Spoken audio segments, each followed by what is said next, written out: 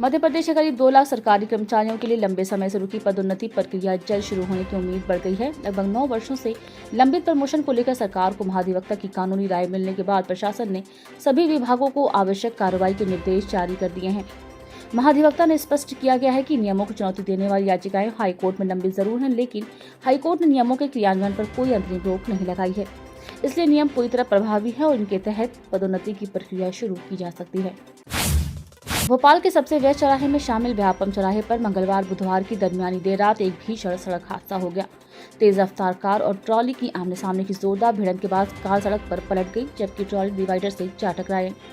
हादसा इतना भयावह था कि मौके पर मौजूद लोग भी सहम गए, लेकिन राहत की बात ये रही कि कार में सवार तीनों युवक बाल बाल बच गए और उन्हें गंभीर चोटें नहीं आई। महापौर मालती राय बुधवार को नमो वन पार्क का निरीक्षण करने पहुंची। निरीक्षण के दौरान उन्होंने अधिकारियों को तेज गति से कार्य पूर्ण करने के निर्देश दिए। उन्होंने बताया कि नमो वन पार्क का निर्माण होने के बाद भोपाल की जनता को एक नई सौगात मिलने वाली है। पार्क में योग केंद्र के साथ ही ओपन जिम भी उपलब्ध रहेगा। अयोध्या में राम मंदिर चढ़ावा चोरी प्रकरण में नया दावा सामने आया है। सोशल मीडिया रिपोर्ट के अनुसार चोरी का मामला 27 मई को ही ट्रस्ट और पुलिस के संज्ञान में आ गया था। पुलिस ने तत्काल लवकुश, मनीष यादव, करुणेश रामशंकर समेत 6 लोगों के खिलाफ कार्रवाई शुरू कर दी थी और उन्हें हिरासत में भी लिया गया था। दावा यह भी है कि ट्रस्ट के महासचिव चंपत राय FIR दर्ज कराने थाने पहुंचे थे, लेकिन ट्रस्टी डॉक्टर अनिल मिश्रा ने फोन पर उनकी किसी से बातचीत करी, जिसके बाद वह बिना तहरीर दिए वापस लौट गए थे। तेल वितरक कंपनियों ने 19 किलो वाले कॉमर्शियल LPG सिलेंडर की कीमत में 183.50 रुपए की कटौती की है। नई दरें लागू होने के बाद राजधानी दिल्ली में ये सिलेंडर अब 2,930 रुपए का हो गया है, जो कि पहले 3,113 रुपए 50 पैसे था।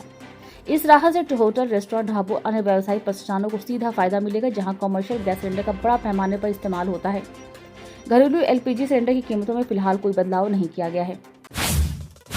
भारतीय अमेरिकी अधिकार समूहों सांसदों ने अमेरिकी सर्वोच्च न्यायालय के एक फैसले का स्वागत किया है। इस फैसले में कोर्ट ने राष्ट्रपति डोनाल्ड ट्रंप के जन्मजात नागरिकता को प्रतिबंधित करने वाले कार्यकारी आदेश को रद्द कर दिया गया है।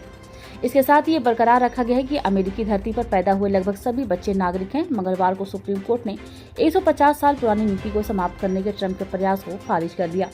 उनके कार्यकारी आदेश का उद्देश्य अवैध अप्रवासियों और अस्थायी विदेशी निवासियों से पैदा हुए बच्चों को स्वतः अमेरिकी नागरिक बनने से रोकना था।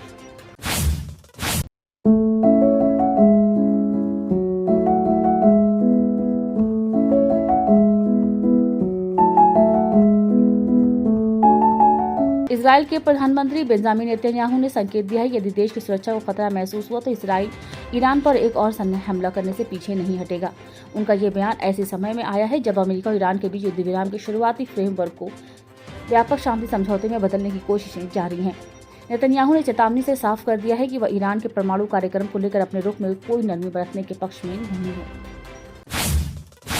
भारत द्वारा सिंधु जल समझौता स्थगित करने के बाद से पाकिस्तान घुटनों पर आ गया है और वह दुनिया के सामने सिंधु जल समझौता लागू कराने की गुहार लगा रहा है।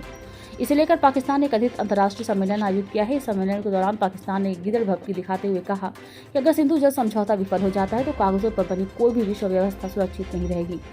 अप्रैल 2025 में पहलगाम आतंकी हमले के जवाब में भारत ने जल समझौता स्थगित कर दिया था। सोने चांदी की कीमतों में 1 जुलाई को भी गिरावट हुई। 1 किलो चांदी आज 4,070 रुपये घटकर 2.21 लाख रुपए पर आ गई है। वहीं 10 ग्राम 24 कैरेट सोना आज 1,852 रुपये गिरकर 1.40 लाख रुपए पर आ गया। सरकार द्वारा आज जारी आंकड़ों के अनुसार जून 2026 में 194 लाख करोड़ रुपए का GST कलेक्शन हुआ है। यह अप्रैल के 2.42 लाख करोड़ रुपए के मुकाबले 20% कम है। हालांकि पिछले साल की समान अवधि यानी जून 2025 से 14% ज्यादा है। जून 2025 में 1.71 लाख करोड़ रुपए का GST कलेक्शन हुआ था। फीफा विश्व कप 2026 के राउंड ऑफ 32 में फ्रांस ने स्वीडन को 3-0 से हराकर अंतिम 16 में जगह बना ली। न्यूयॉर्क न्यू जर्सी स्टेडियम में खेले गए इस मुकाबले में जीत जितनी खास रही उससे कहीं ज्यादा चर्चा कप्तान किलियन एम्बापे की रही।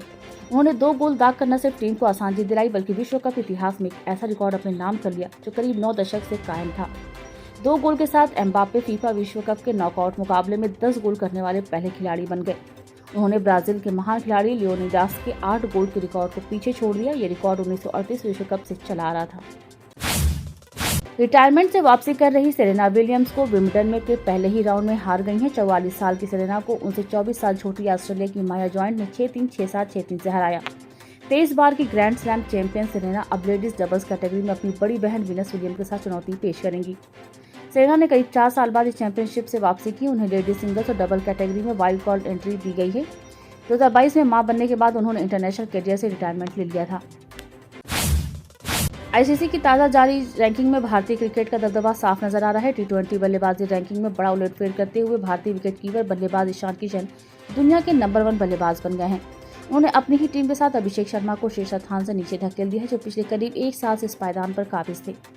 ताज़ा आंकड़ों के मुताबिक दोनों भारतीय बल्लेबाजों के बीच केवल 7 रेटिंग अंकों का मामूली अंतर रह गया। इसके साथ ही किशन, विराट कोहली, सूर्य कुमार यादव और अभिषेक शर्मा के बाद टी20 अंतर्राष्ट्रीय में नंबर 1 बनने वाले चौथे भारतीय पुरुष बल्लेबाज बन गए हैं।